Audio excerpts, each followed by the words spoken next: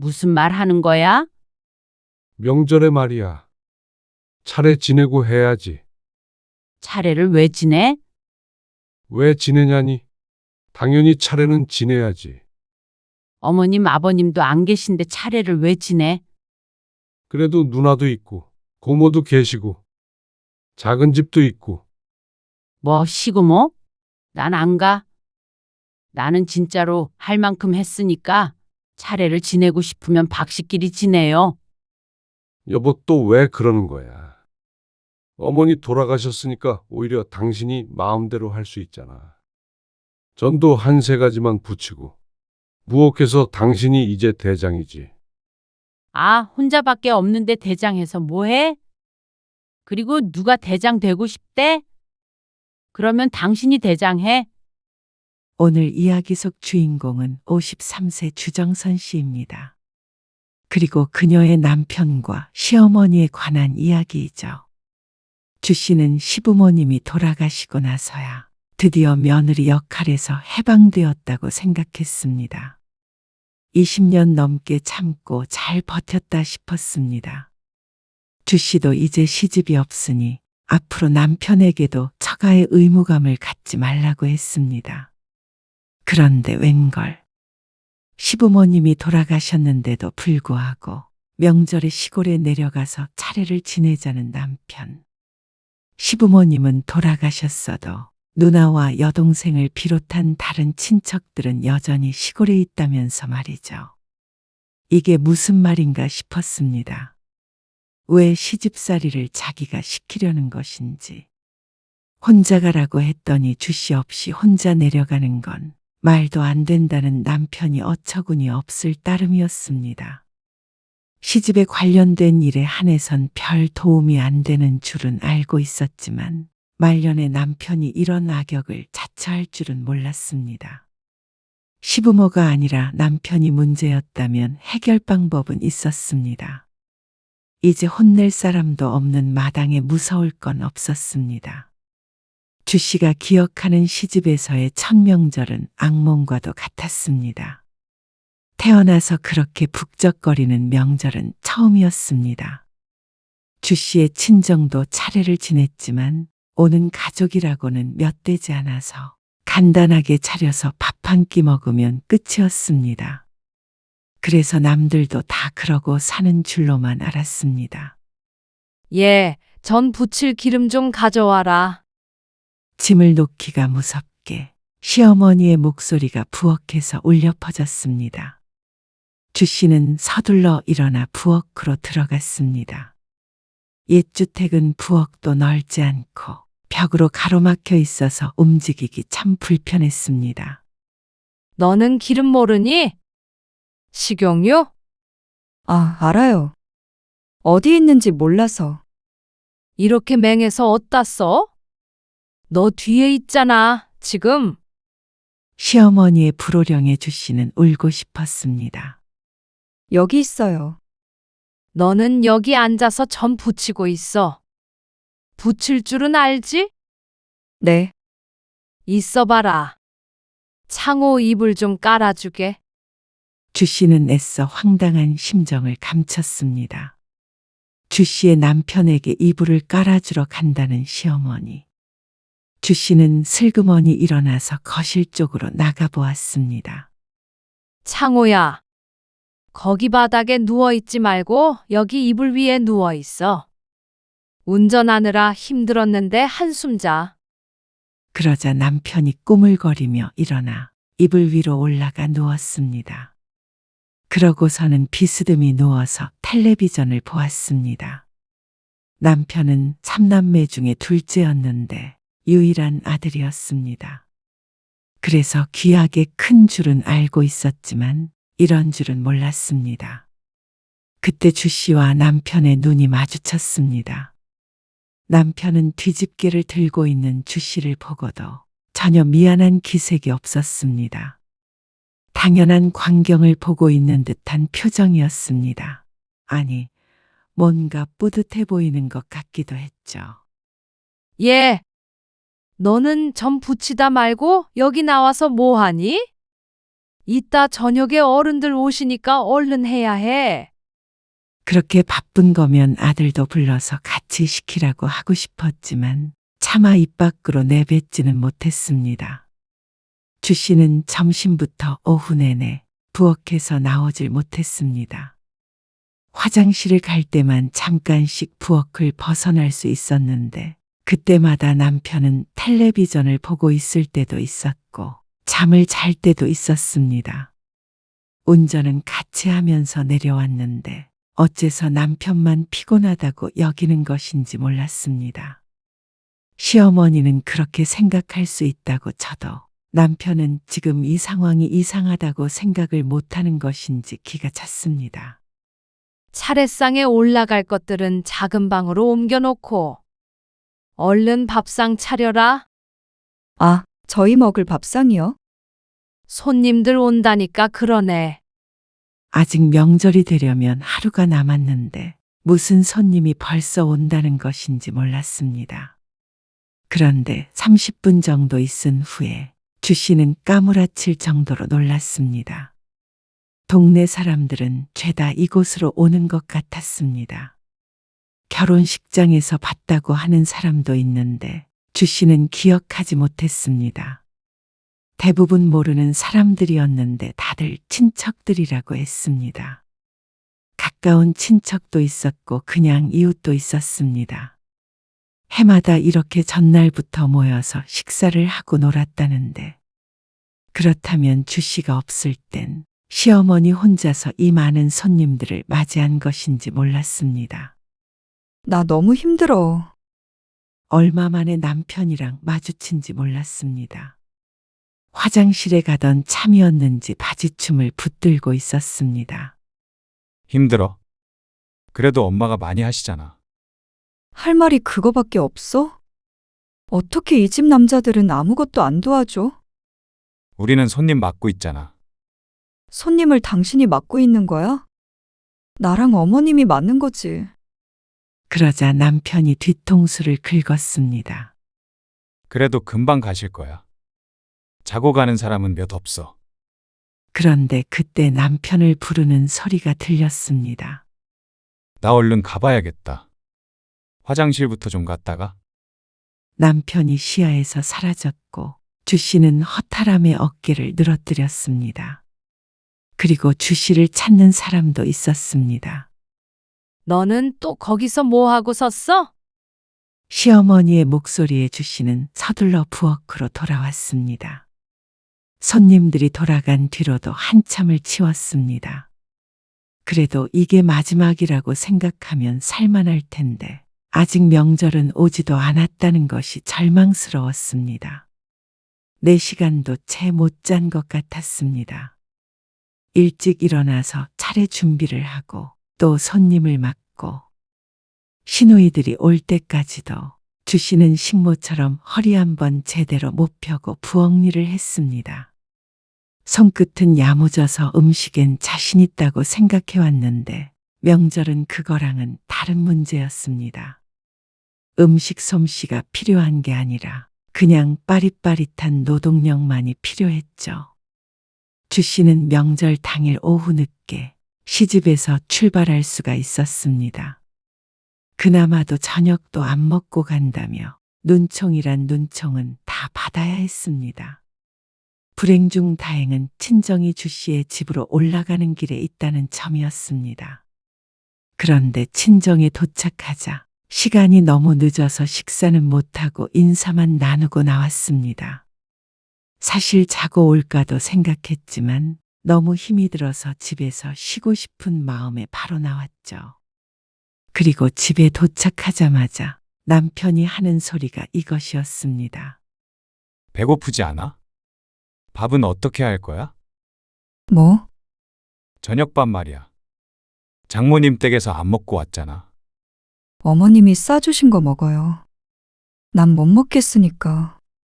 주 씨가 지친 목소리로 말하자 남편이 어색한 웃음을 지었습니다. 이제서야 분위기 파악이 되는 듯 했습니다.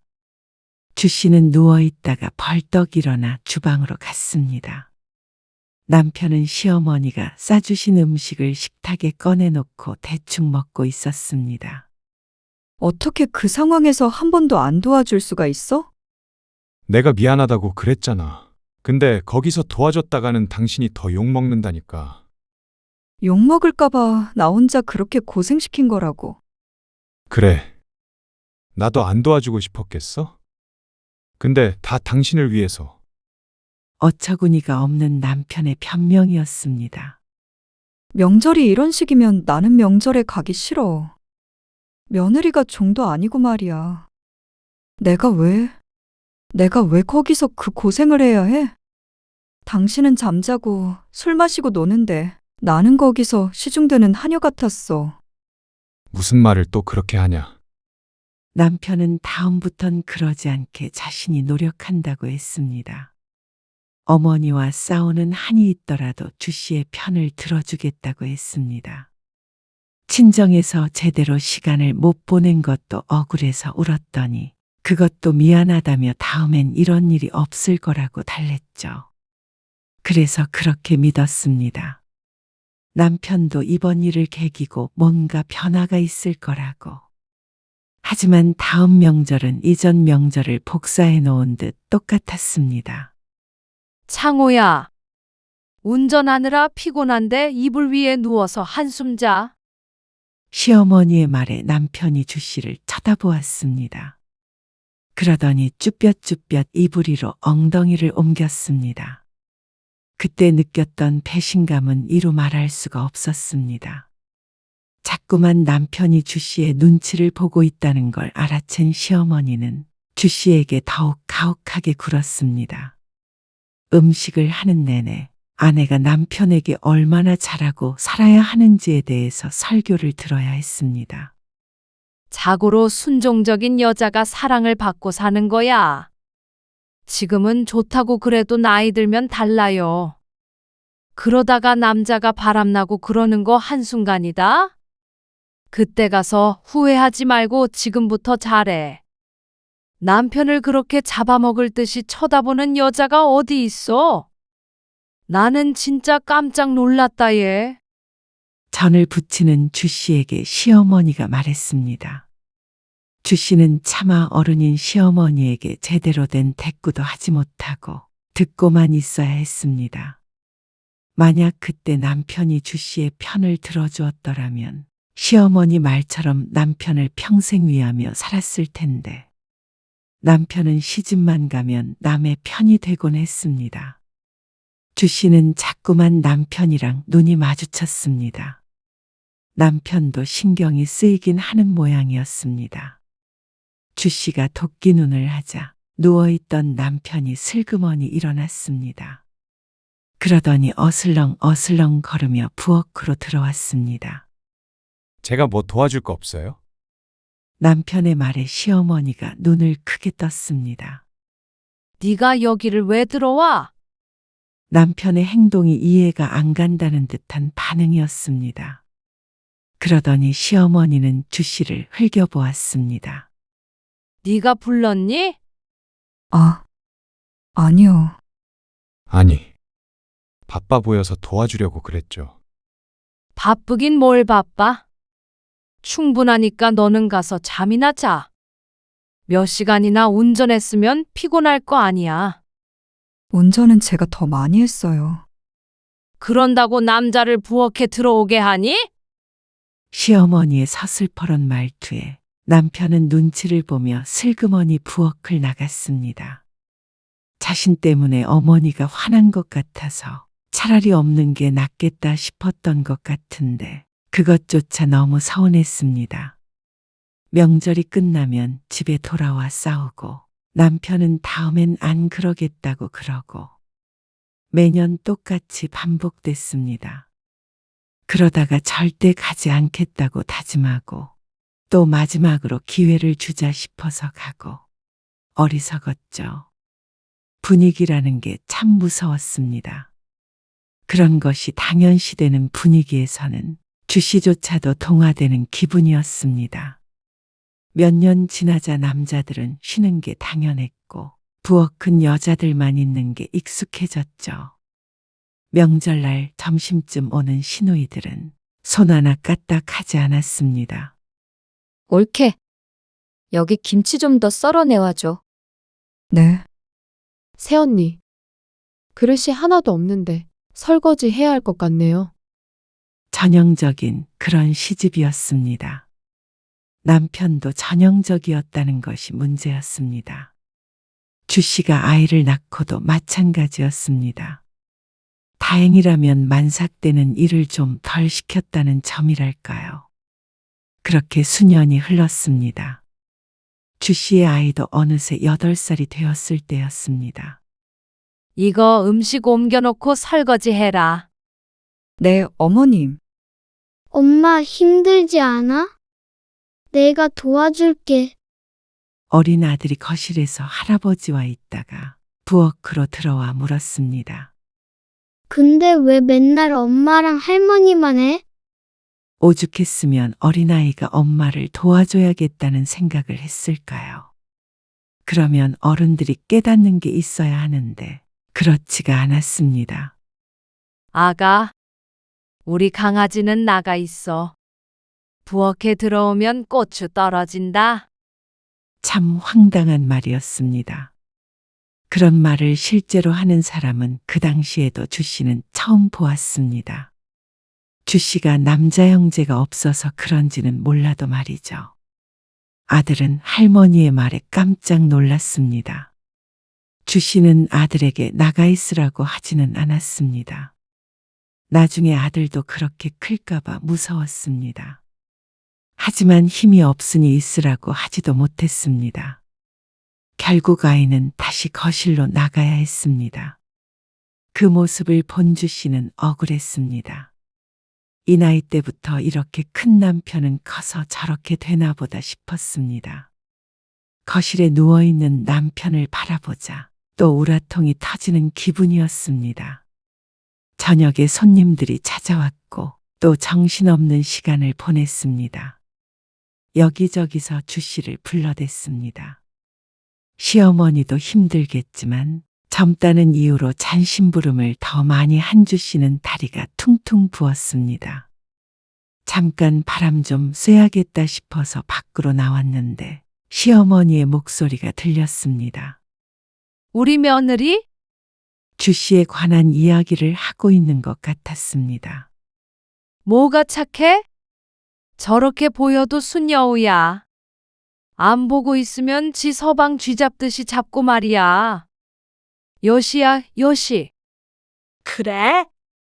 그렇게 안 보이는데. 맘에 안 들어 죽겠어. 일이나 잘하면 또 몰라.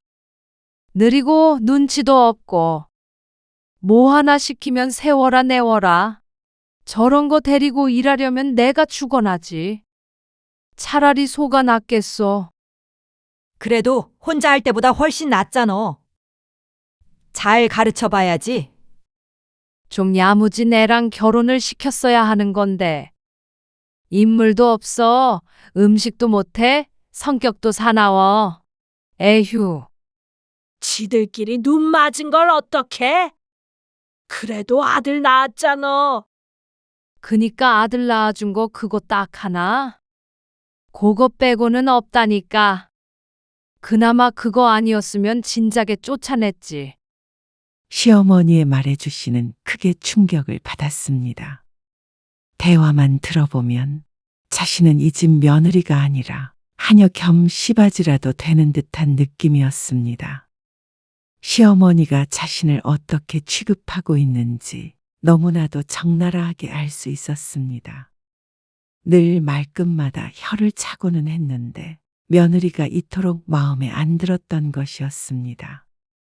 그동안 다리가 붓고 손이 부르트도록 일했는데 그런 건 보이지 않고 못한 것만 보이는 듯 했습니다. 사람이 미우니까 뭔들 예뻐 보일까요? 인물까지 못난다는 소리에 어처구니가 없었습니다. 그런 주 씨를 자신의 아들이 쫓아다녔던 얘기는 못 들은 모양이었습니다. 그렇다고 다른 친척들에게 자신의 험담을 하다니 사람들이 주 씨를 뭐라고 생각할지 몰랐습니다.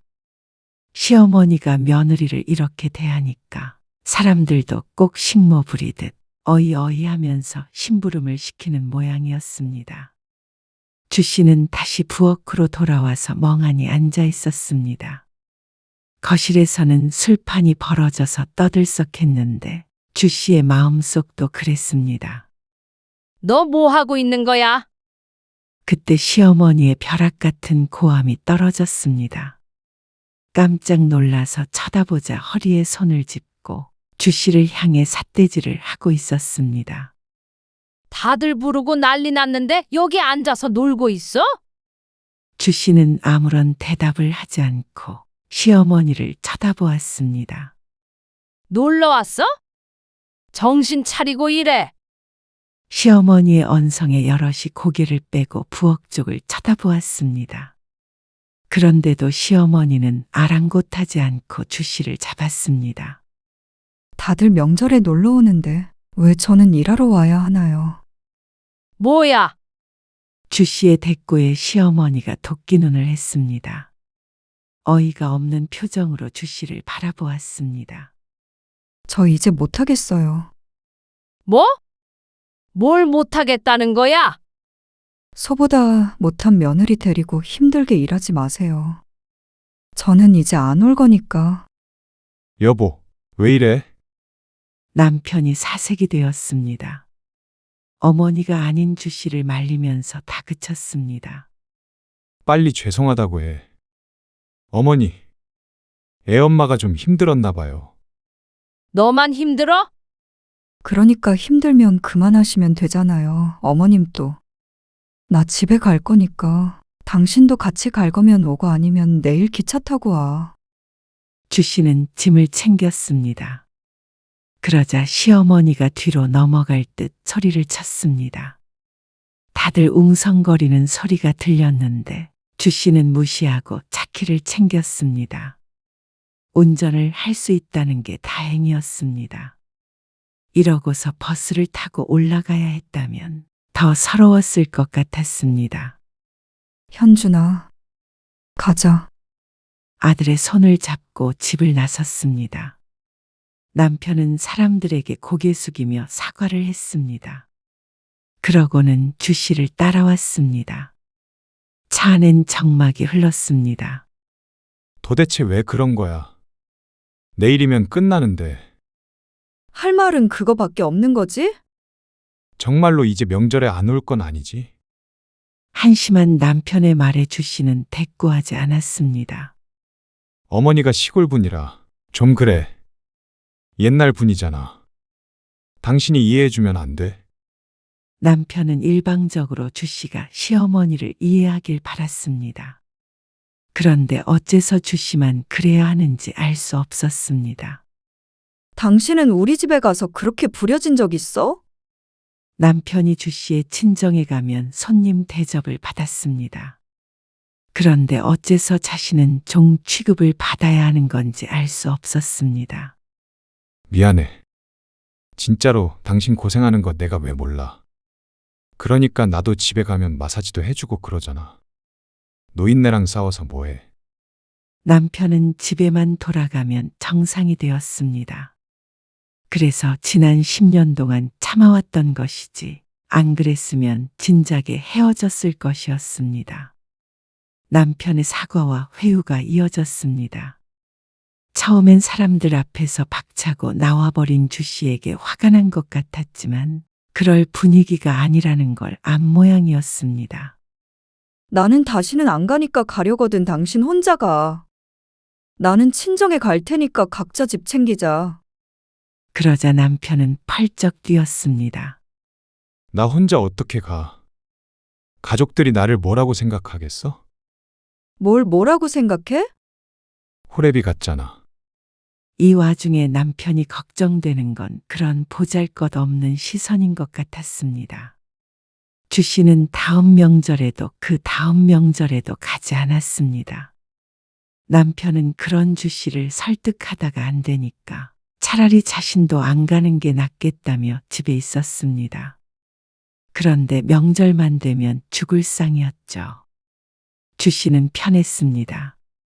그렇게 2년 동안 안 갔습니다. 그런데 시아버지가 돌아가시고 다시 왕래하게 되었습니다. 아버지가 돌아가신 남편을 본인은 아니었지만 어머니와도 갈라놓을 수가 없었습니다.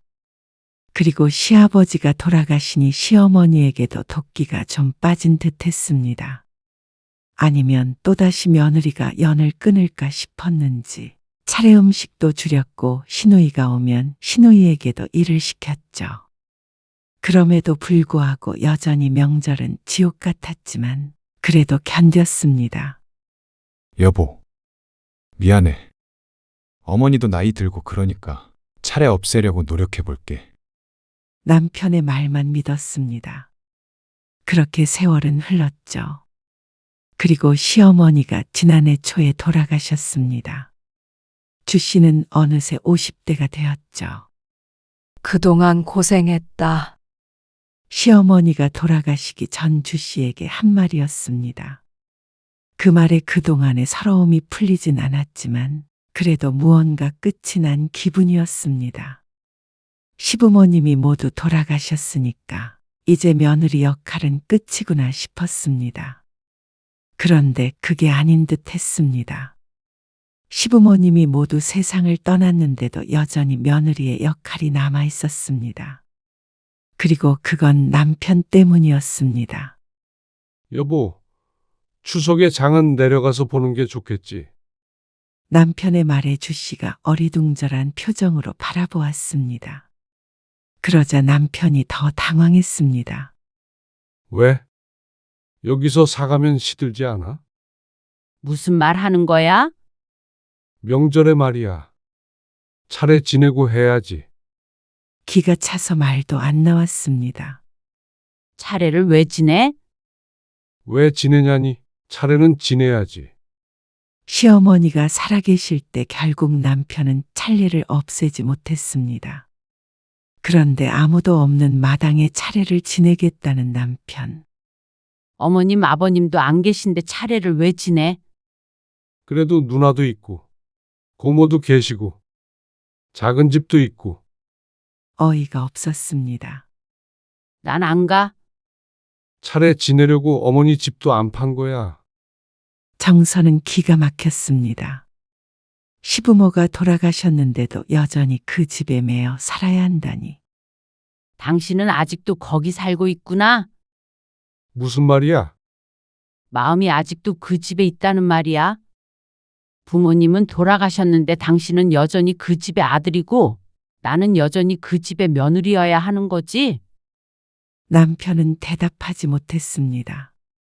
주 씨는 한숨을 쉬며 말했습니다. 나는 진짜로 할 만큼 했으니까 차례를 지내고 싶으면 박씨끼리 지내요. 여보, 또 왜 그러는 거야? 어머니 돌아가셨으니까 오히려 당신이 마음대로 할 수 있잖아. 전도 한 3가지만 붙이고 무혹해서 당신이 이제 대장이지. 아, 혼자밖에 없는데 대장해서 뭐해? 그리고 누가 대장 되고 싶대? 그러면 당신이 대장해. 말 같지도 않은 소리를 하는 남편에게 언성을 높였습니다. 그날 이후 주 씨와 남편 사이에 냉기가 흘렀습니다. 그런데도 남편은 틈만 나면 주 씨를 설득하려고 했습니다. 그동안 이런 식으로 끌려다닌 게 한두 번이 아니었습니다. 이제는 좀 그만하고 싶었습니다. 눈치 볼 사람도 없는데 무엇 때문에 그래야 하는지 몰랐습니다. 시집살이는 남편이 시키는 거라고 하더니 정말 그 말을 뼈저리게 느꼈습니다. 시어머니가 돌아가시고 나니까 더 명확했습니다. 당신 혼자 가라니까? 이제 양가 각자 챙기자니까? 당신도 내려가고 싶으면 내려가. 안 말린다니까 왜 자꾸 같이 가야 한다고 그래? 아, 다들 나를 어떻게 생각하겠어? 왜? 호랩이라고 생각할까봐? 그것도 그렇고. 남편의 말에 주 씨는 지쳤습니다. 여전히 남의 눈치를 보며 아내를 희생시키려는 남편이 한심했습니다.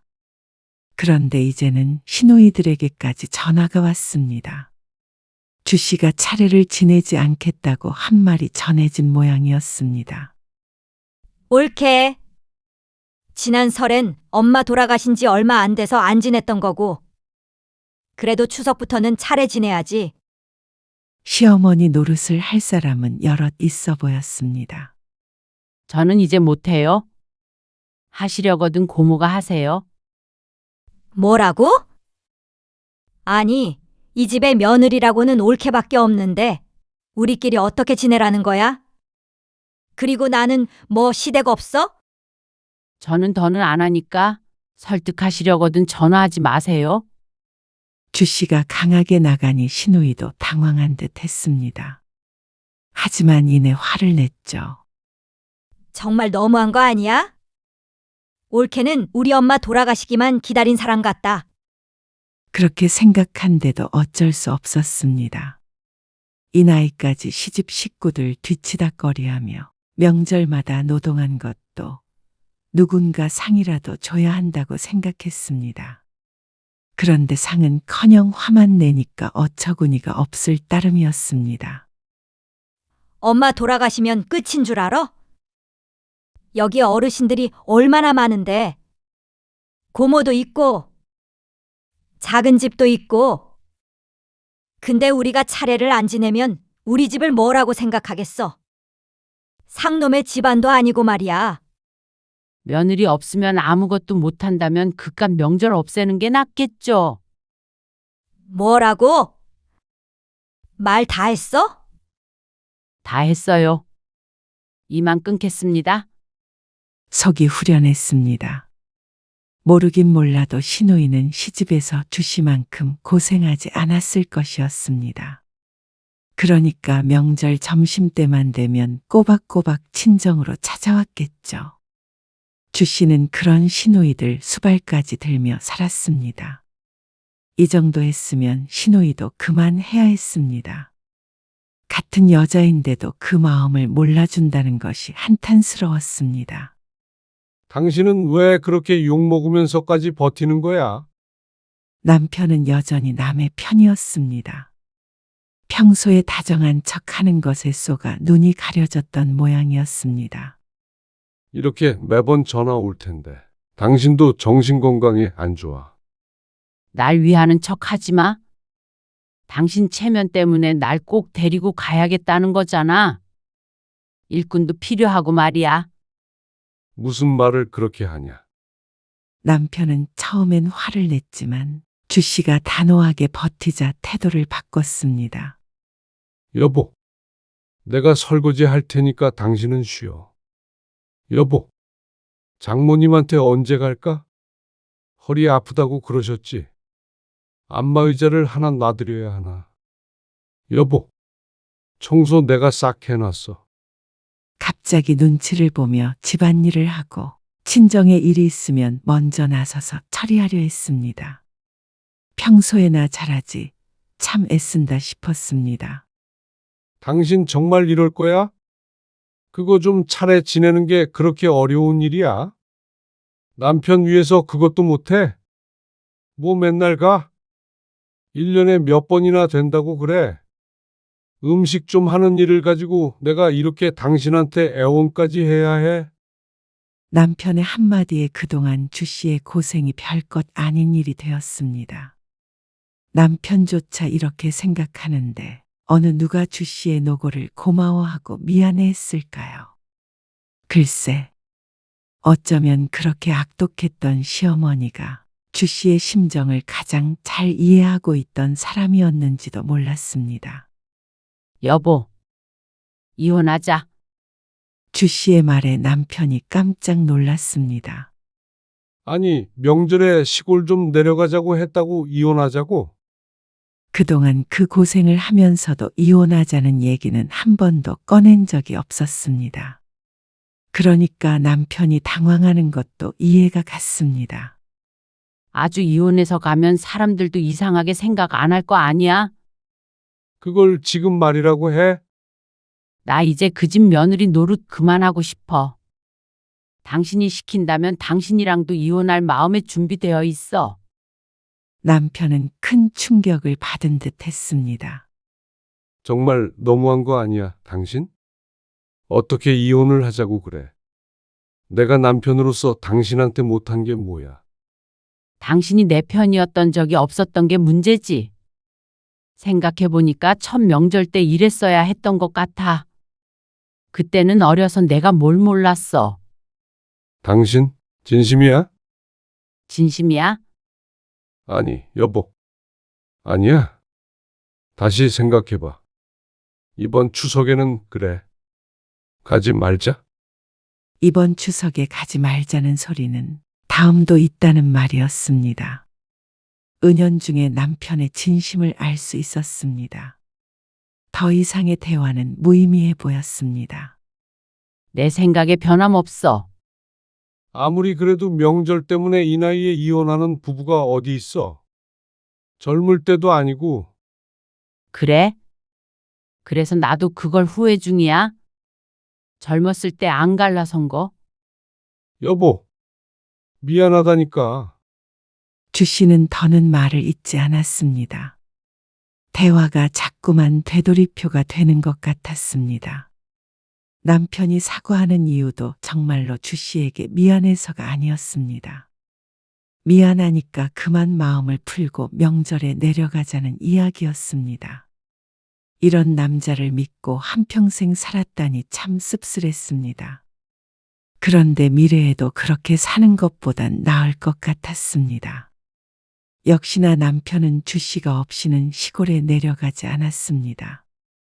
그렇게 추석은 지났고 시집은 발칵 뒤집혔습니다. 시누이들도 전화가 왔고 시고모에게서도 전화가 왔습니다. 오로지 한 사람에게만 책임이 있는 것처럼 말이죠. 지긋지긋했습니다. 그래서 휴대폰 번호까지 바꿔버렸습니다. 그리고 남편에게 이혼 서류를 내밀며 말했습니다. 얼른 도장 찍어. 그러자 남편이 골치 아프다는 듯 머리를 싸맸습니다. 정말로 이럴 거야? 이쯤 했으면 됐잖아. 뭐가 됐다는 거야? 여보, 그럼 명절에 안 내려가면 돼. 그럼 됐지? 선심이라도 쓰듯이 하는 말에 기가 막혔습니다. 당연한 일을 가지고 왜 생색을 내는지 몰랐습니다. 그건 당연한 거고. 당신이랑도 못 살겠어? 내가 그동안 못한 게 뭐가 있어? 성실이 가장 노릇했잖아. 그러면서 명절 하나 때문에 이러는 걸 이해할 수 없다고 했습니다. 남편은 아마 평생을 가도 이해하지 못할 것 같았습니다. 당신이 정말 좋은 남편이었다면 이 지경까지 오지 않았겠지. 그리고 또다시 냉랭한 상태가 지속됐습니다. 주 씨는 나가서 살 집을 알아보았습니다. 그리고 주 씨가 부동산에 다닌다는 사실을 알게 된 남편이 이제는 바짓가랑이를 붙잡고 늘어졌습니다. 여보, 알았어. 내가 다 잘못했어. 그러니까 이혼하자는 말은 하지 마. 이제 와서 어떻게 이혼을 하자는 거야. 애는 생각 안 해? 애 다 커서 지 앞가림하고 사는데 무슨 애 걱정을 해? 그럼 앞으로 우리 둘이 알콩달콩 살면 되잖아. 퇴직하고 나면 여행도 다니고 그러기로 했잖아. 다시 생각해줘. 여보, 내가 미안해. 다시는 그런 소리 안 할게. 내가 달라질게. 명절의 명자도 꺼내지 않겠다고 하면서 주 씨의 마음을 돌리려고 했습니다. 하지만 주 씨는 남편이 그럴 수 있는 사람이 아니라며 콧방귀를 뀌었습니다. 그런데 어느 날 남편에게 걸려온 시누이의 전화에 남편이 으름장을 놓았습니다. 누나, 내가 전화하지 말라고 했잖아요. 무슨 명절은 명절이야. 지내려면 누나가 지내라니까요. 그러니까 이제 내 책임이면 내가 책임지고 없애겠다잖아. 누나는 왜 장난 말을 안 들어요? 내려갈 일 없으니까 어머니 집도 팔어. 그 말에는 놀라지 않을 수 없었습니다. 달라지겠다더니 정말로 뭔가 달라진 것 같기는 했습니다. 남편에게는 좋은 남편이 아니었다고 했지만 반은 거짓이었습니다. 정말로 평소에도 나쁜 남편이었다면 이 나이까지 같이 살 수는 없었을 것이었습니다. 단단하게 먹었던 마음이 조금 녹는 게 느껴졌습니다. 하지만 남편의 말을 전부 믿지는 않았습니다. 이러고도 또 제 속을 뒤집어 놓을 수도 있었습니다. 그리고 천륜이라는 건 함부로 끊을 수가 없어서 또 시집 식구를 찾아가자고 설득하려고 할 수도 있었죠. 주 씨는 아무 말 않고 남편이 하는 걸 지켜봤습니다. 어느 날 친정에서 전화가 왔습니다. 박서방이 안마의자를 보냈어. 근데 이거 너무 세서 뼈가 부러질 것 같다. 어떻게 하는지 모르겠네. 박서방이 안마의자를요? 그래. 지난번에도 와서 웬 보약을 놓고 가더니 갑자기 왜 이래? 어디 크게 아프거나 그런 건 아니지? 병에 걸렸다던가. 그런 거 아니에요. 주 씨는 전화를 끊고 생각에 잠겼습니다. 그리고 남편에게 물었습니다. 당신 왜 그래? 오늘 엄마한테 전화 왔었어. 아, 당신도 그동안 우리 집에서 고생했으니까 이제 내가 사위 노릇 하려고 그러지. 할 말을 잃어서 가만히 있자 남편이 말을 덧붙였습니다. 정민이 대학 가잖아. 그래서 용돈도 보냈어. 칭찬해달라는 듯이 바라보는 남편. 정민이는 주 씨의 조카인데 여동생의 아들이었습니다. 자신도 까먹고 있었는데 언제 용돈을 보낸 건지 몰랐습니다. 주 씨는 남편을 미심쩍은 표정으로 바라보았습니다. 당신 없이 내가 어떻게 사냐? 남편의 중얼거림에 심란해졌습니다. 그게 언제까지 간다고. 누가 쏘가? 하지만 말로는 강하게 했죠. 그런 주 씨에게 남편이 진심으로 호소했습니다. 나라고 그냥 하는 일들인 줄 알아? 나도 그동안 생각 많이 했어. 딸은 없어도 만약 내 딸이 결혼해서 당신처럼 그렇게 고생했다면 나도 화났을 거야. 다소 어처구니가 없는 비유였습니다. 딸은 안 되고 아내는 고생해도 된다는 것인지. 그럼에도 불구하고 이 인간이 그래도 생각은 하고 있구나 싶기는 했습니다. 그래서 주 씨도 생각했습니다. 명절에 가지 않는다면 과연 남편과 이혼까지 할 필요가 있는가? 그런데 생각을 해보아도 억울하긴 했습니다. 지난 세월도 그랬고 명절마다 방관했던 남편의 무심함도 말이죠. 이대로 덮어두고 사는 것도 심적으로 힘들 것 같았습니다. 주 씨는 그럼에도 불구하고 남편에게 마지막 기회를 주기로 했습니다. 앞으로 명절 때마다 나 혼자 여행 갈 거야. 그래. 그렇게 해. 얼마든지. 근데 여행 경비는 당신 용돈 모아서 대줘. 뭐? 각자 버는 돈은 모두 주 씨가 관리하고 있었고 남편에게는 한 달에 한 번씩 용돈을 주면서 살았습니다. 그 안에서 남편이 취미생활도 하고 필요한 것도 사고 그러는데 그게 줄어든다는 말이었습니다. 하지만 주 씨로서는 같이 번 돈으로 여행 가면 그건 의미가 없었습니다. 그러자 남편이 순간 망설였습니다. 이혼을 막으려면 뭐든 할 것 같더니 용돈을 모아서 여행을 보내달라는 말은 타격이 있었던 것 같았습니다. 하지만 이내 고개를 끄덕였습니다. 알았어. 가능한 선에서 어디든지 보내줄게. 매년 명절마다 당신은 완전히 자유야. 그 소리에 가슴이 탁 트이는 것 같았습니다. 그러면 나 이제 며느리 아니다. 완전히 졸업한 거야. 그래. 남편의 표정이 밝아졌습니다. 결국 주 씨의 마음을 돌렸다는 사실이 기쁜 것 같았습니다. 주 씨로서는 손해볼 것 없는 일이었습니다. 앞으로 처가에도 잘하고 집안일도 잘하고 용돈으로 여행도 보내주겠다는 남편과 굳이 이혼해서 뭐 할까 싶었습니다. 더 늙고 병들면 의지할 사람도 필요했고 말이죠. 그동안 고생했어. 여보, 고마워. 남편은 시어머니가 돌아가실 때 했던 말과 똑같은 말을 했습니다. 그동안 고생했다. 수고했다. 고맙다. 말 한마디로 20년 넘게 고생한 세월은 보상받을 수 없었지만 앞으로의 20년을 샀다고 생각하기로 했습니다. 남편이 내가 고생한 것만큼 잘하며 살겠다는데 이제 서로 역할을 바꾼 것이었습니다. 그렇게 여기면 억울하지 않았습니다. 다음 설 아침 주 씨는 공항으로 향했고 남편은 시골집을 정리하러 내려갔습니다.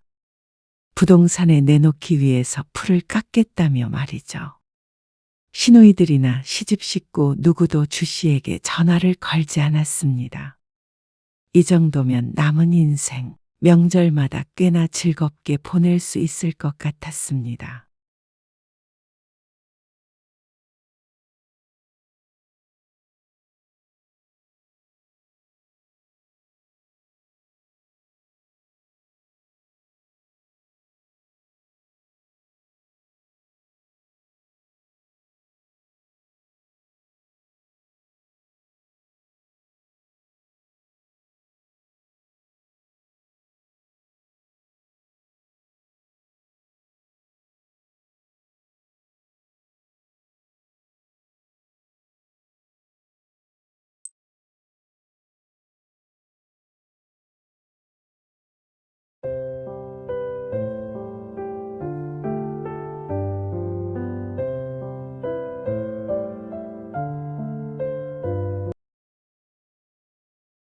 어머니한테는 형님만 자식이에요.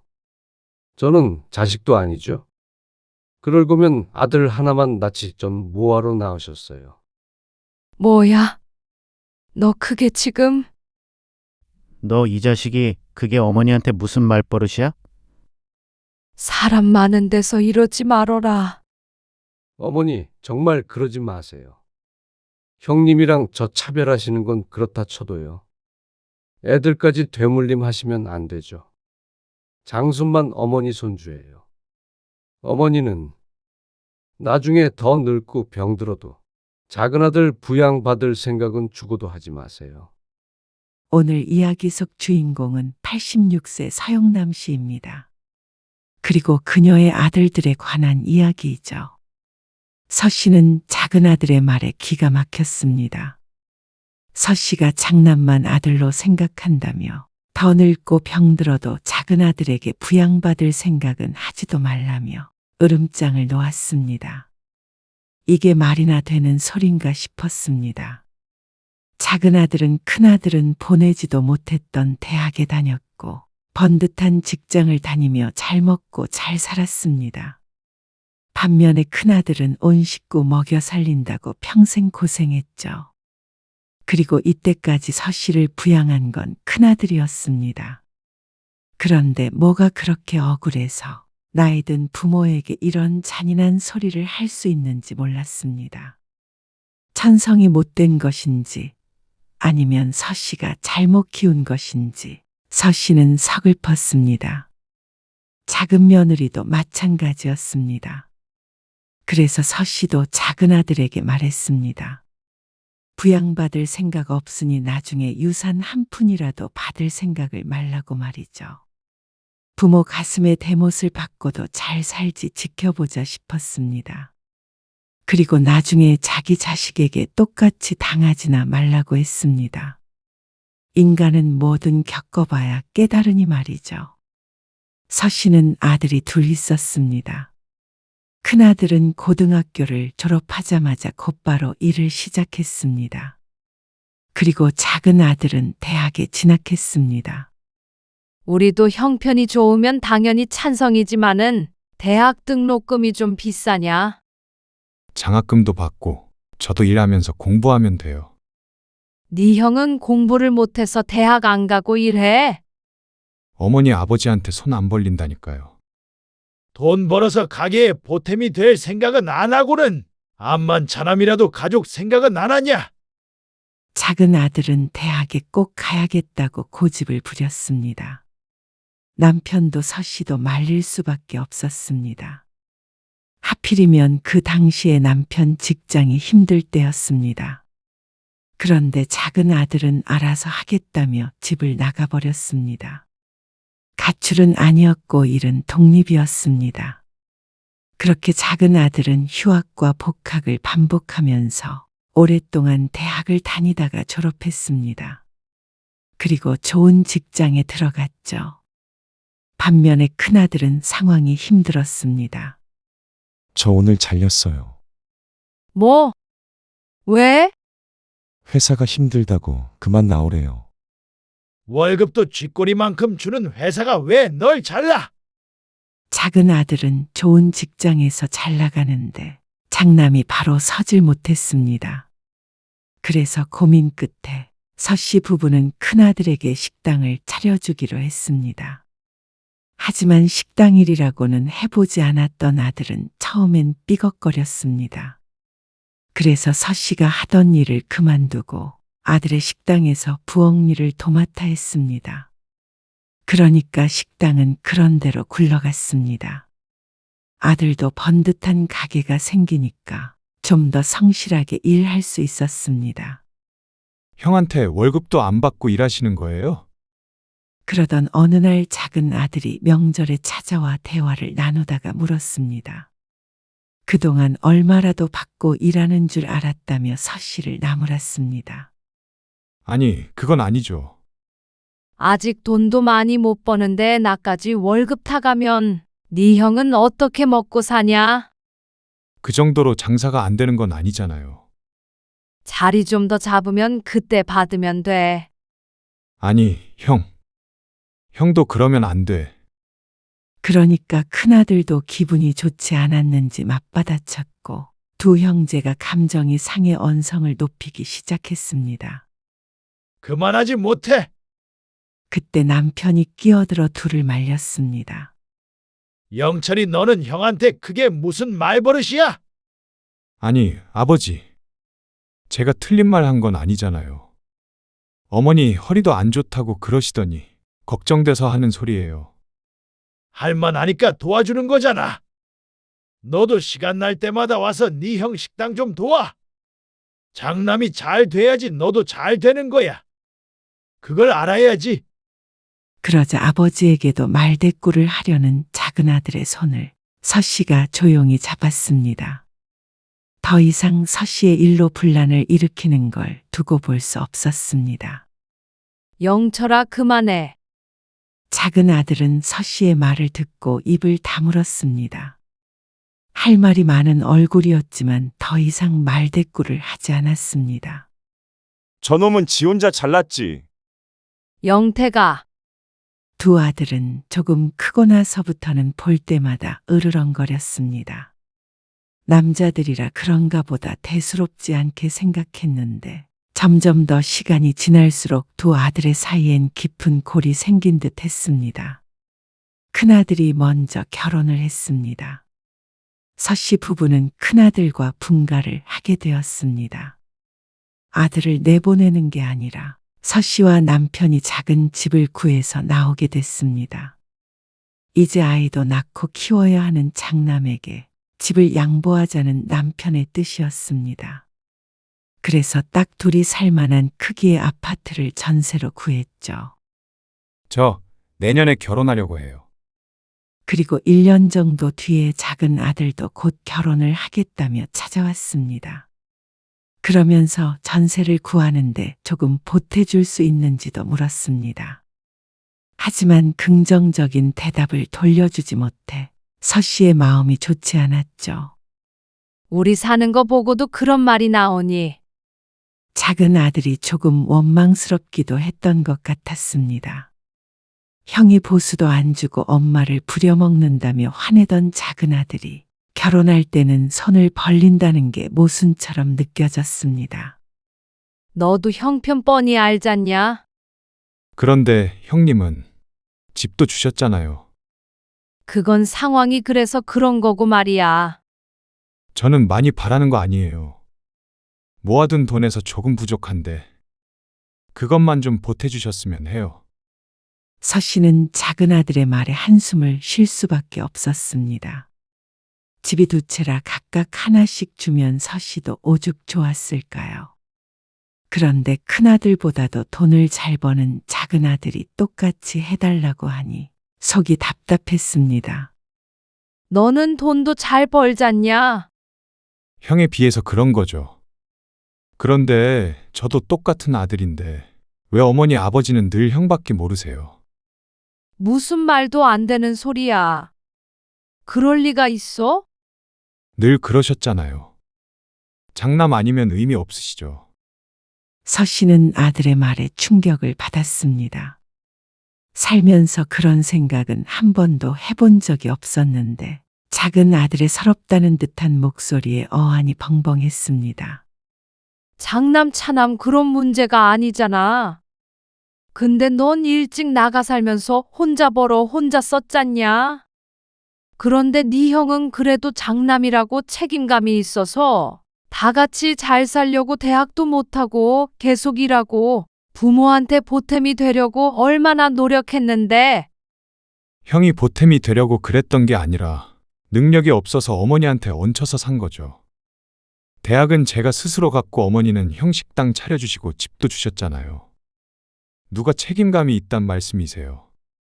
영철이 너 왜 이렇게 삐뚤어졌어? 그땐 다 사정이 있어서 그런 거잖아. 식당도 형만 혼자 잘 살자고 차린 거 아니잖아. 실제로 식당 일이 좀 나아지면서 서 씨는 월급도 받았습니다. 그러니까 작은 아들과 비교하기도 어려웠습니다. 큰아들은 내내 서 씨 부부와 같이 살았기 때문에 땅 나눠서 큰아들에게 이만큼 지원해줬다고 보기도 그랬죠. 그런데 작은 아들은 그동안 그것들이 차별이라고 느꼈던 모양이었습니다. 서 씨가 해명하려고 했지만 이미 마음이 상했는지 작은 아들은 입을 다물었습니다. 그리고 불편하게 있다가 집으로 돌아갔습니다. 결혼하고 나서도 대면대면하게 지내더니 서 씨의 남편이 세상을 뜨면서 다시 작은 아들과 가까워졌습니다. 혼자 지낼 수 있으시겠어요? 왜 못 지내? 아니면 저희 집으로 들어오세요. 작은 아들은 혼자 남겨진 서 씨가 걱정되는지 자꾸만 찾아왔습니다. 너희 집으로 가면 식당에서도 멀어지고 여러모로 불편하지.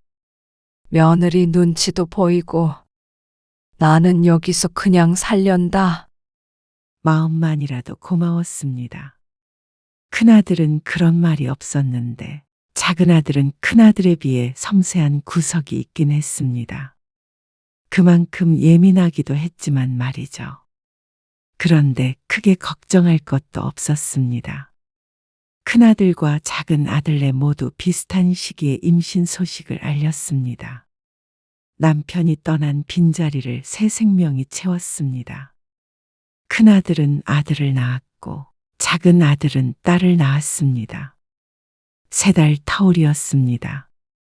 남자아이 하나, 여자아이 하나. 딱 좋네. 장남이 아들을 낳았으니 그것도 복이었고 서 씨 팔자에는 없었던 딸을 차남이 낳았으니 그것 또한 기쁜 일이었습니다. 그리고 서 씨는 무척 바빠졌습니다. 어머니, 낮 동안엔 식당 나오지 마시고 애기 좀 봐주세요. 진수 엄마는? 진수 엄마는 식당 일 봐야죠. 진수 엄마가 애 보는 게 낫지 않겠어? 어머니 식당 일 힘들다고 그러셨잖아요. 허리도 아픈데 집에서 편하게 진수 돌보세요. 애 재롱도 보고 좋죠. 사실 아이를 보는 게 허리에 더 나쁜 것 같았지만 큰아들에게 그렇게 말하진 않았습니다. 서 씨도 자신의 손으로 장손을 돌보고 싶었습니다. 서 씨는 이전보다 더 바쁜 나날을 보냈습니다. 왔다 갔다 하면서 며느리 몸조리도 해주었고 애가 조금 컸을 때는 서 씨가 손자를 도맡아 돌봐야 했습니다. 그러던 어느 날이었습니다. 작은 아들이 전화를 해왔습니다. 잘 지냈니? 오랜만에 연락을 하는 것 같았습니다. 요새 바쁘세요? 그런데 아들의 목소리가 그다지 좋지 않았습니다. 바쁘긴 하지. 너희는 무슨 일 있니? 그게요. 혹시 낮에 잠깐씩 연서 좀 봐줄 수 있으세요? 연서? 연서 엄마 있잖아. 이제 복직해요. 근데 다이 돌봐줄 사람을 구하긴 했는데 그래도 2-3시간은 볼 사람이 또 있어야 할 것 같아서요. 이게 시간 맞추기가 힘드네요. 회사가 너무 늦게 끝나다 보니까. 마음은 굴뚝 같지만 이미 손자를 봐주고 있어서 손녀까지 돌봐줄 시간이 없었습니다. 그 이야기를 하자 아들이 말했습니다. 이제 진수는 어린이집 갈 때도 됐잖아요. 손자가 3달 앞서 태어났기 때문에 손녀딸보다는 크긴 했습니다. 하지만 아직 어린데 어린이집에 보낼 생각은 없었습니다. 아니면 저희 퇴근하기 전에 2시간 정도만 부탁드리면 안 될까요? 장모님도 가까이 안 계시니까 부탁드릴 사람이 없어요. 내가 어떻게 둘을 같이 보니? 진수만 보는 것도 골병 들겠다. 1년 동안 진수 봐주셨으면 저희 연서도 조금 봐주시면 안 되는 거예요? 그래도 어떻게 그러냐. 진수는 어떡하고? 형수님은 꼭 식당에 있어야 하는 건 아니잖아요. 직원도 있고요. 아이고, 그건 안 돼. 진수 안 그래도 몸도 약한데? 내가 안 봐주면 애 탈난다. 서 씨의 말에 작은 아들은 할 말을 잃어버린 듯 말이 없었습니다. 작은 아들에게는 조금 미안하긴 했지만 어쩔 수가 없었습니다. 너희는 돈 잘 버니까 사람을 하나 더 쓰던지 해봐. 미안하다. 거절하는 서 씨의 마음도 편하지는 않았습니다. 그 이후로 작은 아들에게서 연락은 오지 않았습니다. 손녀딸은 어떻게 하고 있는지 궁금해서 며느리에게 전화했더니 잘 키우고 있으니 걱정하지 말란 대답을 했습니다. 그래서 서 씨는 사람을 썼구나 싶어서 안심했습니다. 아무래도 맞벌이 하는 부부라서 바쁘긴 한 모양이었죠. 그 이후로도 서 씨는 손자가 초등학교, 그리고 중학교, 고등학교를 들어갈 때까지 뒷바라지했습니다. 주변에서도 손자는 할머니가 다 키웠다며 혀를 내두를 정도로 헌신했습니다. 서 씨의 낙이었습니다. 영태가 이리 좀 와봐라. 네, 어머니. 왜요? 식당에 앉아서 마늘을 까던 서 씨가 퍼뜩 든 생각에 아들을 불렀습니다. 큰아들이 텔레비전을 보고 있다가 서 씨의 맞은편에 앉았습니다. 서 씨는 주머니에서 흰 봉투를 꺼내서 아들에게 건넸습니다. 이게 뭐예요? 뭐긴 진수 대학 등록금이지. 그러자 큰아들이 눈을 크게 떴습니다. 이 돈은 어디서 나셨는데요? 엄마가 이만한 돈도 없는 줄 아냐? 그걸로 진수 학비네. 그러자 큰아들이 물끄러미 서 씨를 바라보더니 고개를 끄덕였습니다. 감사해요. 진수 그놈이 커서 어머니한테 어떻게 갚으려고 그러는지. 갚긴 뭘 갚어. 내 새끼 공부시켜주는 건 당연하지. 서 씨는 내 자식들만큼이나 귀하게 키운 손자에게 주는 돈은 아깝지 않았습니다. 능력 닿는 한은 도와주고 싶었습니다. 다행히 손자가 공부를 잘해서 대학도 잘 갔습니다. 발표가 났을 때는 집안의 경사였습니다. 특히나 큰아들은 자신의 한을 아들로 풀었다며 눈시울을 붉혔죠. 근데 영철이한테는 웬만하면 말하지 말어라. 영철이한테요? 그래. 혹시라도 서운해할 수 있잖아. 뭘 서운해요? 어머니가 우리 진수 키워주신 거 뻔히 다 알고 있는데. 그리고 잘 먹고 잘 사는 놈이 등록금 달라고 그러면 안 되죠. 같은 해 손녀딸도 대학에 입학했습니다. 등록금이 비싼 탓에 둘 다 지원해 줄 수는 없었습니다. 그리고 아무래도 명절 때나 가끔 보는 손녀보다는 내내 끼고 살았던 손자가 애틋할 수밖에 없었습니다. 그런데 우연히 명절에 작은 아들도 이 사실을 알게 됐습니다. 학비 얘기가 나왔는데 손자가 무심코 말을 꺼내는 바람에 말이죠. 어머니 참 한결같으시네요. 작은 아들은 서운한 티는 냈지만 화를 내지는 않았습니다. 아들도 충분히 이해하는 듯 보였죠. 그리고 손자가 대학을 졸업하고 한참을 취직을 못할 때 서씨도 애가 탔습니다. 진수야, 이거 가지고 가라. 서씨는 때때로 식당에 들르는 손자의 주머니에 10만 원씩 넣어주었습니다. 큰아들이 본다면 용돈을 그만큼 줄여버리기에 아무도 모르게 주었죠. 그러자 손자가 눈짓으로 고맙다고 하고는 얼른 식당을 나섰습니다. 저놈은 뭐가 되려고 저러고 다니는지 모르겠어요. 나중에 큰일 하려면 준비가 필요할 거 아니야. 공부도 곧잘했던 손자이기에 나중에 뭐가 돼도 될 거라고 생각했습니다. 그런데 결국 다음 해에 평범한 회사에 취직했습니다.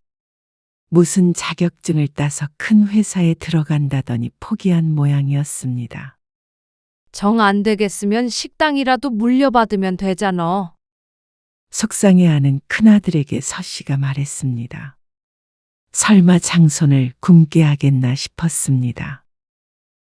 연서는 세무사식이나 됐는데 나 참 쪽팔려가지고 어디다 말도 못해요. 더 좋은 대학 나온 놈이 연서는 지 엄마 아빠가 대학 나와서 잘 가르쳐서 그런 거지. 어쩌냐. 미안하다. 그때 영택이 너도 내가 어떻게 해서든 대학을 보냈어야 하는 건데. 이래서 가난도 대물림 된다고 한 모양이었습니다. 부모가 잘나니 자식도 잘나졌습니다.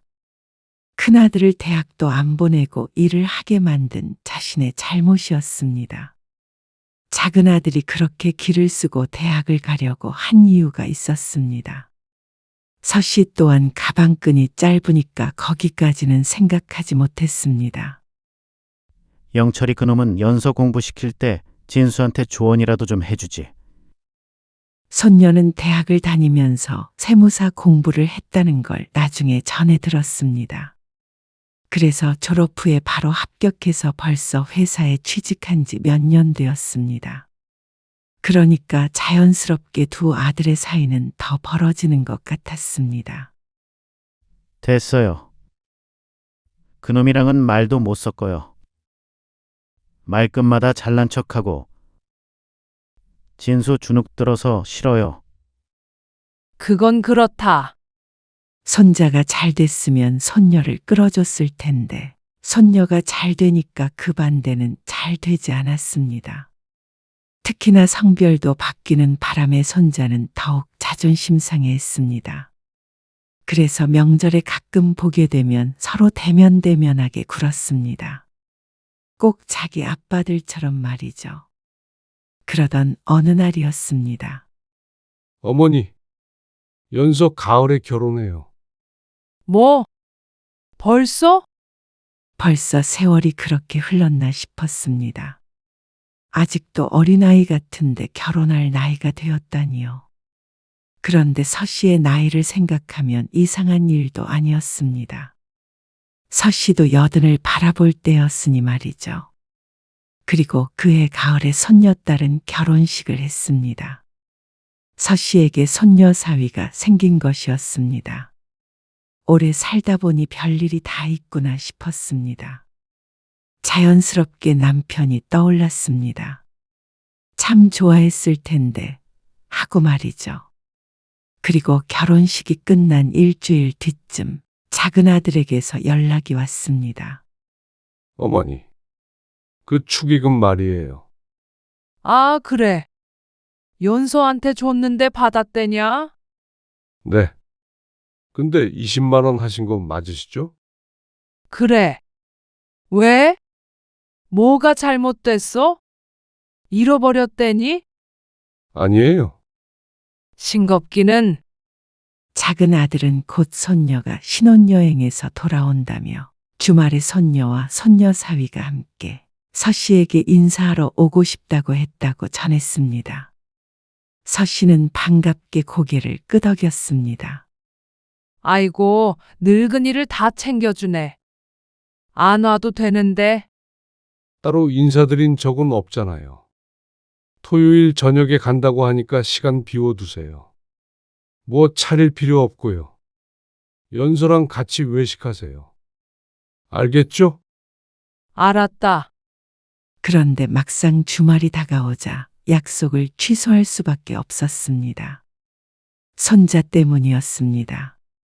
할머니, 나 토요일에 갈게. 토요일에 연서 오기로 했어. 연서 신랑이랑. 나도 토요일밖에 시간이 없는데. 연서는 나중에 오라고 해. 중요하게 할 말 있단 말이야.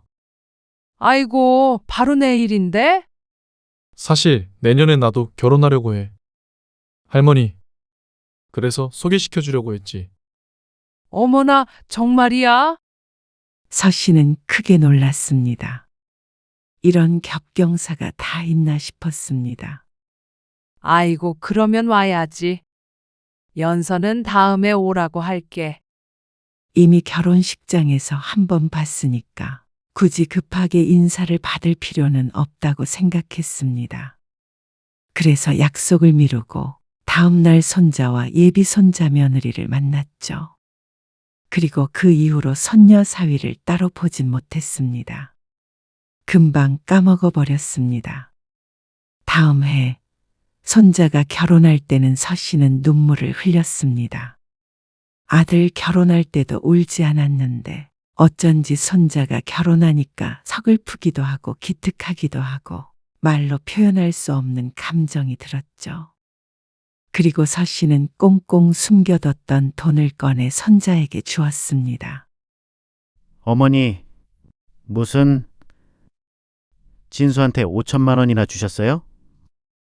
결혼식이 끝나고 큰아들이 조용히 다가와 서 씨에게 물었습니다.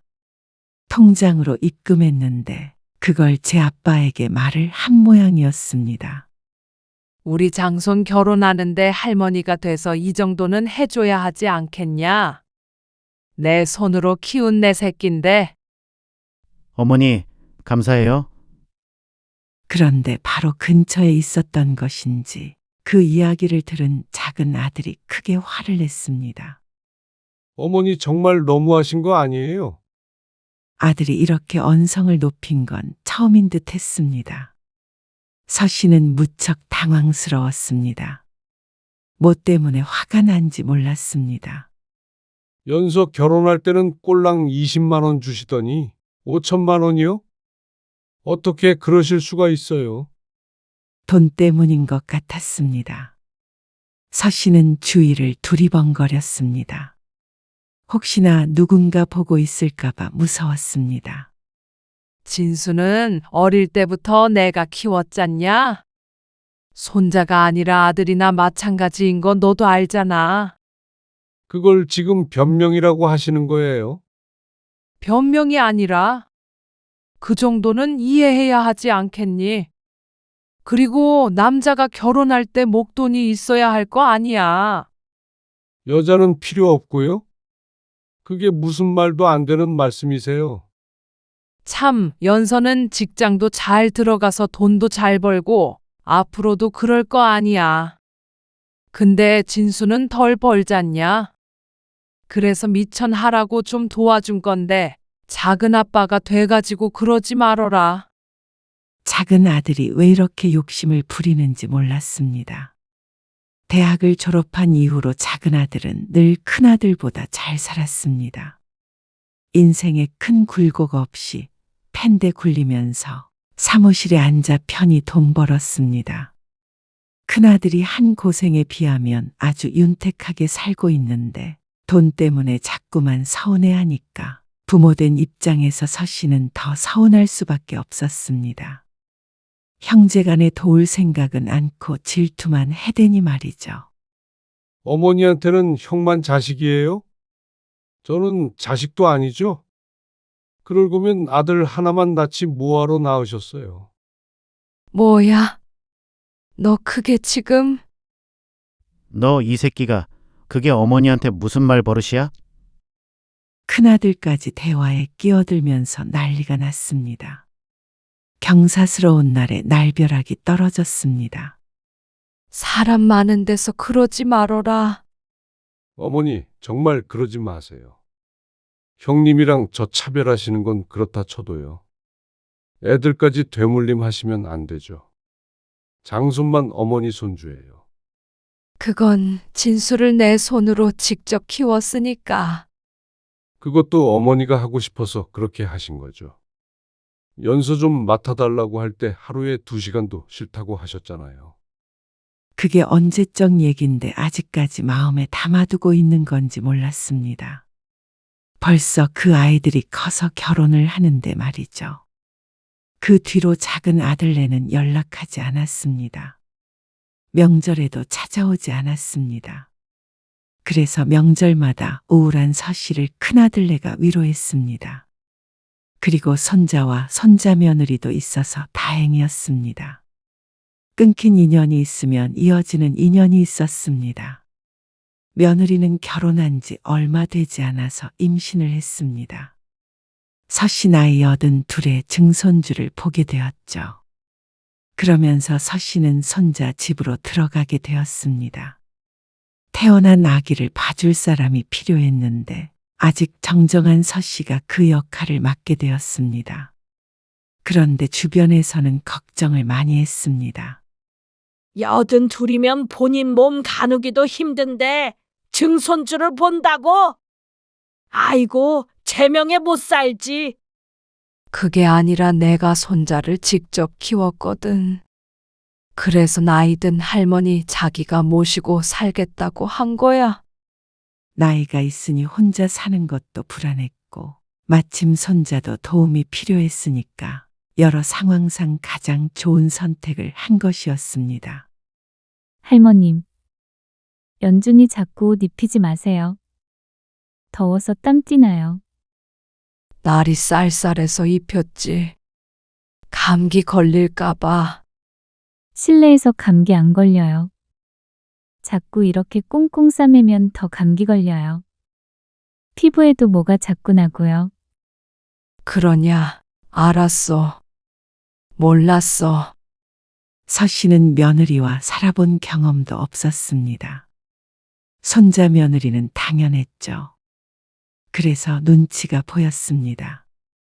뭘 하더라도 하나하나 물어야 했고 혹시나 늙은이가 눈치 없이 행동해서 며느리 기분 상할까 싶어서 신경 썼습니다. 그래도 좋았습니다. 나이 들어도 손자에게 도움이 될 수 있다는 사실이 말이죠. 그러다가 서씨의 건강이 안 좋아져서 며칠 입원을 하게 되었습니다. 손자는 내 돌볼 사람이 사라지니 비상사태였습니다. 하지만 서씨도 힘든 시간을 보냈습니다. 젊어서 아픈 것과 나이 들어 아픈 것은 참 달랐습니다. 병원에 있으니까 마음이 약해져서 작은 아들이 생각났습니다. 죽을 병에 걸린 건 아니었지만 혹시나 이렇게 병원에 누워 있다가 죽으면 후회할 것 같기도 했습니다. 그래서 작은 아들이 괘씸했지만 먼저 손을 내밀었습니다. 입원했다는 말에 작은 아들은 놀라서 한달음에 달려왔습니다. 이렇게 보면 작은 아들도 마음이 약하고 효자는 효자였습니다. 아니, 진수랑 같이 사신다면서요. 건강관리를 어떻게 하신 거예요? 그게 뭐 진수 탓이냐? 이 나이 되면 다 아픈 거지. 그렇게 자연스럽게 작은 아들 부부와는 다시 연락하며 지내게 되었습니다. 금방 퇴원하긴 했지만 작은 아들은 걱정이 됐는지 집으로 보약을 지어서 보내오기도 했습니다. 아가, 이것 좀 먹어봐라. 이게 뭐예요? 서씨는 작은 아들이 지어준 보약을 손자 며느리에게 건넸습니다. 깡말라서 여리여리한 것이 몸보신이 필요해 보였습니다. 보약이야. 비싼 거라고 하니까 네가 먹어라. 아, 저는 못 먹겠어요. 냄새 때문에. 그러지 말고 먹어봐. 할머니, 먹기 싫대잖아. 요새 누가 보약을 먹어? 할머니 드세요. 진수 너라도 먹어. 그러면 아깝잖아. 안 드실 거면 버리세요. 그 말에 하는 수 없이 서씨가 먹었습니다. 좋다고 한 게 진짜였는지 정말로 기운이 나는 것 같았습니다. 그러던 어느 주말이었습니다. 손자와 손자 며느리 모두 집에 있었고 큰 며느리도 집에 와 있었습니다. 요즘 금값이 엄청 올랐다네요. 금 가지고 있는 사람들 다 부자 된대요. 그래? 며느리가 텔레비전을 보며 하는 말에 서씨는 솔깃해서 방으로 들어갔습니다. 오래된 서랍장을 열자 그 안에는 묵직한 금목걸이가 나왔습니다. 옛날에 남편이 살아있을 적에 큰맘 먹고 선물해줬던 유일한 장신구였습니다. 무겁기도 하고 누가 훔쳐갈까봐 무서워서 한 번도 안 차고 다녔는데 금값이 그렇게 올랐다면 이것도 꽤나 나가겠다 싶었습니다. 그래서 그걸 가방에다가 넣고 집을 나섰습니다. 금은방에 가서 시세라도 물어볼 생각이었습니다. 그런데 금은방에 도착하자 가방 안에 목걸이가 없었습니다. 아이고, 이게 무슨 일이야. 내가 분명히 여기에 넣어서 왔는데. 잠깐만 기다려 주세요. 네. 천천히 찾으세요. 하지만 아무리 뒤져도 목걸이 비슷한 것도 나오지 않았습니다. 서씨는 혼이 빠진 듯 했습니다. 순금 10돈짜리였습니다. 언뜻 계산해 보아도 너무나도 큰 돈이었습니다. 어디다 떨어뜨리신 거 아니에요? 버스를 타고 나오기는 했는데 짐작도 가지 않았습니다. 잠깐씩 가방을 열어보긴 했는데 그때 흘린 건지 어쩐 건지 기억나지 않았습니다. 서씨는 버스에도 문의해보고 했지만 결국엔 찾지 못했습니다. 찾을 수 있을 리가 없었습니다. 어딘가에 떨어뜨렸다면 누군가 가져갔을 테니 말이죠. 서씨는 그날 이후로 식음을 전폐했습니다. 목걸이만 생각하면 앓는 소리만 나왔습니다. 아, 도대체 왜 그러시는 건데요? 하루 종일 식사도 안 하시고요. 손자의 연락을 받았는지 큰아들이 찾아와서 다그쳤습니다. 그래서 어쩔 수 없이 입을 열었습니다. 그러자 아들도 골치가 아픈 듯 머리를 감싸쥐었습니다. 아니, 그러게. 그거를 왜 가지고 나가셨어요? 세상에 그게 얼만데 그걸 잃어버리세요? 정신이 있는 거예요, 없는 거예요? 아들의 호통에 눈을 질끈 감았습니다. 스스로에게 하루 종일 되뇌었던 말이었습니다. 아들도 화가 나서 집으로 돌아갔습니다. 손자도 한심한 듯 쳐다보는 것 같고 세상 사람들 모두가 서씨를 탓하는 것 같았습니다. 어쩌자고 그걸 가지고 나갔는지 서씨도 후회가 됐습니다. 얼마나 하는지 확인해 볼 생각이었는데 소매치기라도 당했는지 아니면 정말로 흘렸는지. 하지만 그게 중요한 게 아니었죠. 순금 10돈을 잃어버렸다는 사실이 서씨를 알아눕게 했습니다. 어머니, 잃어버린 걸 어떻게 해요? 그렇다고 그렇게 계속 식사도 제대로 안 하시고 계실 거예요. 작은 아들에게도 소식이 갔는지 전화를 해서 걱정했습니다. 하지만 서씨는 차라리 이대로 콱 죽어버렸으면 싶었습니다. 목걸이 하나도 간수 못하고 노망난 늙은이는 죽어야지. 이제 갈 때가 됐나 보다. 무슨 말씀을 그렇게 하세요? 그까짓 목걸이 없어졌다고 사람이 왜 죽어요? 그게 그냥 목걸이가 아니야. 네 아버지가 사준 거고 10돈짜리라고. 10돈이든 20돈이든.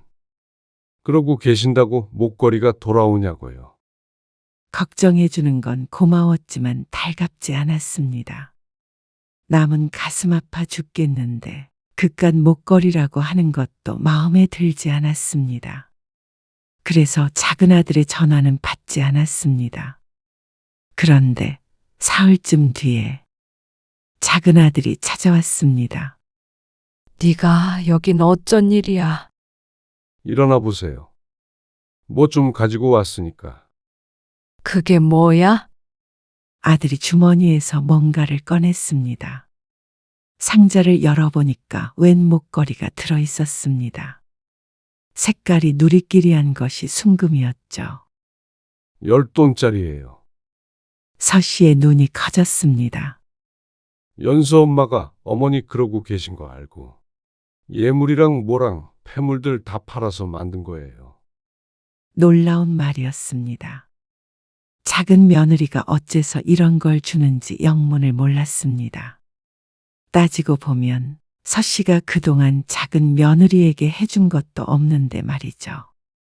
이거 받고 기운 차리시래요. 그러다가 진짜 쓰러지세요. 그 말에 서 씨는 눈물이 흘렀습니다. 이러니 저러니 해도 작은 아들 내외에 심성이 곱긴 했습니다. 아이고, 내가 이걸 받아도 될지 모르겠다. 얼른 받으시고 일어나서 식사하세요. 불퉁하게 말한 아들은 일하러 가봐야 한다며 나갔습니다. 서 씨는 보약을 먹었을 때보다도 기운이 펄펄 나는 것 같았습니다. 할머니, 그건 들고 나가지 마요. 아이고, 그걸 말이라고 해. 서 씨는 목걸이를 소중하게 보관했습니다. 그리고 한 달쯤 뒤 순금이 멋있긴 하네요. 차고 다니긴 좀 그래. 무겁기도 하고. 너처럼 젊은 애들은 이런 거 잘 안 하고 다니지. 그래도 하나 있으면 좋긴 하겠어요. 그래? 그러면 너 이거 주마. 어머나, 정말요?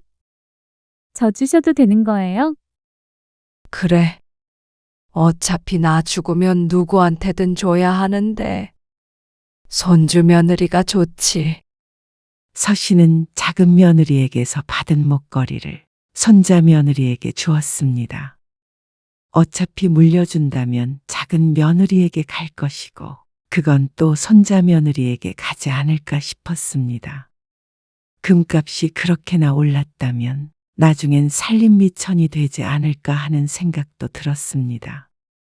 손자 며느리는 크게 기뻐했습니다. 하지만 작은 아들은 전화해서 소리를 질렀죠. 정말 너무하신 거 아니에요. 연서 엄마가 어떤 마음으로 그걸 드렸는데.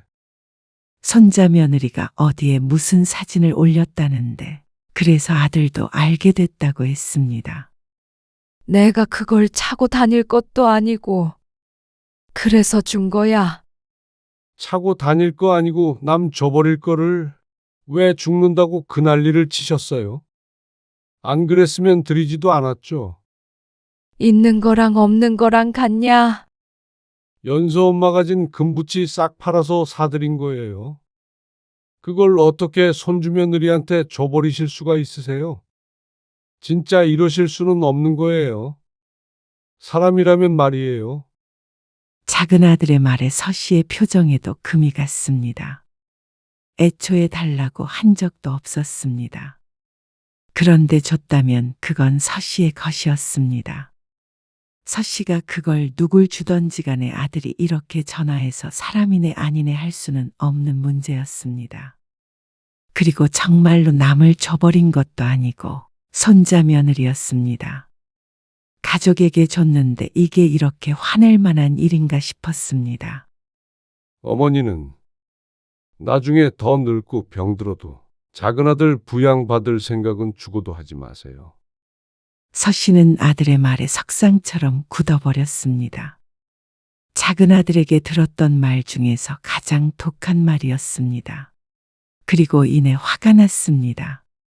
부양받을 생각 없다. 대신 너도 나 죽으면 유산 한 푼 받을 생각 마. 그렇게 할게요. 영철아. 서 씨가 아들의 이름을 불렀지만 전화는 끊어진 상태였습니다. 마음이 불편해서 다시 전화를 걸었지만 받지 않았습니다. 작은 며느리에게도 전화를 했는데 마찬가지였습니다. 고작 목걸이 때문에 연을 끊기라도 하겠다는 것인지, 조금만 서운한 게 있으면 연락부터 끊어버리는 작은 아들이 괘씸했고 섭섭한 마음도 들었습니다. 서 씨도 그런 아들에게 지쳤습니다. 나이든 엄마를 들었다 놨다 하는 아들에게 더 이상 서 씨도 끌려다니고 싶지 않았습니다. 그렇게 1년은 넘게 아들과 전혀 연락도 안 하고 살았습니다. 그리고 증손주는 그 사이에 조금 컸죠. 명절에 큰아들네가 소자의 집으로 왔습니다. 작은 아들네는 없었지만 아쉽지 않았습니다. 증손주의 재롱을 보는 나날이 행복했죠. 그런데 명절 전날 늦은 밤, 서 씨는 우연히 아들과 며느리의 대화를 듣게 되었습니다. 어머니, 요양원에 모시려고. 잘 생각했어요. 언제까지 애들 보고 모시게 할 수는 없잖아요. 애들도 힘들다고 하소연해. 그래도 마음에 걸리긴 한다. 치매에 걸리신 것도 아니고. 꼭 치매에 걸려야만 가나? 어머님 연세를 생각해요. 이제 곧 90돼. 따로 집 구해드릴 수도 없는 연세야. 알지? 자꾸 깜빡깜빡 하시는 것도 있잖아. 어린애도 있는데 진수도 불안해하고. 여러모로 어머님도 전문적인 돌봄을 받는 게 좋잖아요. 당신이 먼저 그랬잖아. 알어. 요양원에 모셔야지. 지금까지 모신 것도 힘들었지. 서 씨는 두 사람의 대화를 듣고 주저앉을 뻔했습니다. 손자와 손자 며느리가 서 씨와 함께 사는 것이 힘든 줄 알았다면 같이 살지 않았을 것이었습니다. 그런데 그런 상황에서 자신들이 데리고 사는 게 아니라 요양원에 보내겠다는 선택을 한 큰아들 내외 충격적일 수밖에 없었습니다. 서 씨는 평생을 아들과 손자만을 바라보며 살았습니다. 그런데 정신도 멀쩡한 서 씨를 이렇게 보낼 생각을 몰래 하고 있었다니 꿈에도 몰랐습니다. 언제 실행에 옮길지는 모르겠지만 두려웠습니다. 이 나이에 요양원에 들어간다면 다시 나올 생각은 말아야 했습니다. 그런데 인생의 마지막을 그렇게 보내고 싶지 않았습니다. 차라리 치매에 걸렸으면 했습니다. 그렇다면 아무것도 모르고 갔을 텐데 말이죠. 서 씨는 두려움에 떨었습니다. 큰아들이 연락이 오면 어깨가 번쩍 튀었습니다. 그래서 이렇게 살 순 없겠다 싶었습니다. 영태가, 나는 이제 혼자 살고 싶다. 아, 혼자요? 왜요? 갑자기. 서 씨는 어느 날 아들의 식당으로 찾아가 말했습니다. 애기 보는 것도 이제 힘에 부치고 남은 여생 혼자서 조용히 살고 싶어. 어떻게 혼자 사세요? 위험해요. 위험하긴. 원래도 혼자 살았는데 뭘. 정신 멀쩡한데 왜 못 살아. 그러자 아들이 뜨끔한 표정을 지었습니다. 서 씨는 아무것도 모른 척 아들에게 말했습니다. 그냥 작은 방이라도 좋으니까 하나만 얻어줘. 너희랑 가까울 필요도 없고, 친구들 만나고, 취미생활도 하고 그렇게 혼자 말년을 보내려고 그래. 그러자 아들이 며느리와 눈을 마주쳤습니다. 이렇게까지 말하는데 요양원에 보낸다면 자식이 아니라 악마가 아닐까 속으로 생각했습니다. 다행히도 큰아들은 악마는 아닌 모양이었습니다. 금방 방 하나를 얻어주었습니다. 그렇게 서 씨는 손자의 집에서 나오게 되었습니다. 그런데 막막하기도 했습니다. 무작정 나오긴 했지만 서 씨도 본인이 몇 살인지 알았습니다. 이제는 슬슬 자식의 도움이 필요할 나이였죠. 모든 걸 자식과 손자에게 줘버리니 가진 것도 많지 않았습니다. 큰아들에게 기댈 수밖에 없는데 자꾸 손을 벌리면 혹시 몰랐습니다. 귀찮아서 요양원에 보내버릴지도요. 서씨는 매일 밤 누워서 눈물을 흘렸습니다. 지나온 세월들이 야속했습니다. 큰아들에게 모든 걸 바쳤지만 말년이 참 비참하다고 생각됐습니다. 자식이 없는 사람처럼 작은 방에 누워서 혼자 눈물을 훔치는 삶이라니. 얼마 전까지만 하더라도 증손주 재롱을 보며 넓고 밝은 집에서 시끌시끌 살았는데 말이죠. 가만 보면 큰아들은 그랬습니다. 늘 서씨에게서 가져가기만 했습니다. 평생을 그랬습니다. 손자도 마찬가지였습니다. 남들에겐 큰아들이 나를 모시고 산다고 말했지만 사실 서씨가 큰아들 삶을 지탱해 주었습니다. 그걸 버림받은 뒤에야 알게 되었죠. 자연스럽게 작은 아들이 떠올랐습니다. 서씨가 뭐 하나 제대로 해준 것도 없지만 스스로 잘 살았고 부모에게 베풀 줄도 아는 아들이었습니다. 작은 아들은 늘 큰아들과 자신을 차별한다고 했습니다. 서씨는 말도 안 된다고 생각했지만 이제와 돌이켜 생각해보면 작은 아들 말이 맞았습니다. 뭐든 큰아들이 우선이었습니다. 그 당시에는 상황이 그랬고 늘 변명거리가 있었지만 지금은 생각도 나지 않았습니다. 못해준 것만 생각났죠. 서씨는 어느 날 작은 아들네 집을 찾았습니다. 전화는 받지 않아 어쩔 수가 없었습니다. 문 앞에 서서 심호흡을 하고 초인종을 눌렀습니다. 그러자 작은 아들이 아닌 손녀딸이 나왔습니다. 할머니. 연서구나. 손녀의 품 안에는 작은 아이가 안겨 있었습니다. 어쩐지 눈물이 날 것 같았습니다. 손녀의 뒤로 작은 아들이 얼굴을 보였습니다. 그런데 반가워 보이는 기색은 없었습니다. 오히려 그 반대였습니다. 여긴 왜 오셨어요? 그게 말이야. 엄마가 진수네 집에서 나오게 됐는데 그래서 혼자 살아. 그래가지고. 횡설수설하는 서씨의 말을 끊고 작은 아들이 차갑게 대꾸했습니다. 그건 형님한테 들어서 알고 있어요.